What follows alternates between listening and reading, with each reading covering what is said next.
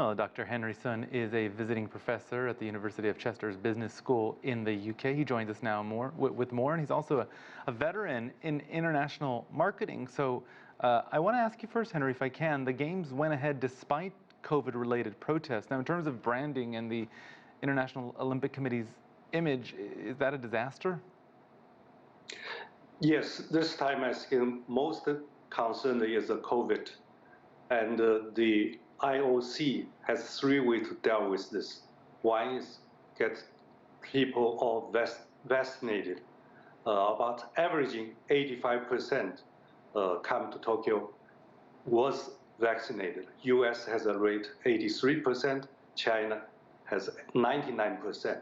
The second way to fight with this pandemic is mask required for all people except competing, sleeping, and eating. But from the political marketing psychological experiment like a Pavlov, the image here is promoting mask worldwide, how to get people watching the game feel cool when their sports star is wearing mask all the time. And this time, the IOC even have a new motto, add a word to the formal, faster, higher, and stronger. The new word is together.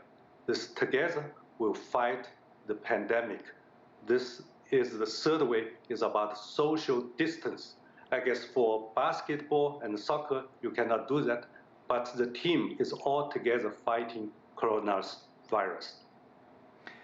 We saw China do quite well on day one, 3 medals, all females. This is the first Summer Games in the Me Too era, which has really taken hold globally as part of a women's equality movement. How are we seeing that play out at the Games? Yes, that's an interesting topic you mentioned, Roy. Yes, this time the US team has a most women's player. 329 out of 613 are female player. And the Chinese team, also very interesting, has a 289 female player, and the total men's team is only 133, which Chinese women are more than doubled the men's team, the highest ratio.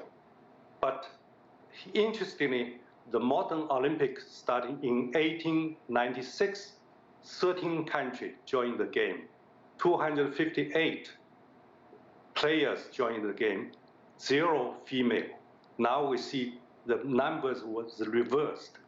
And talk about the game to be excited to watch following the days.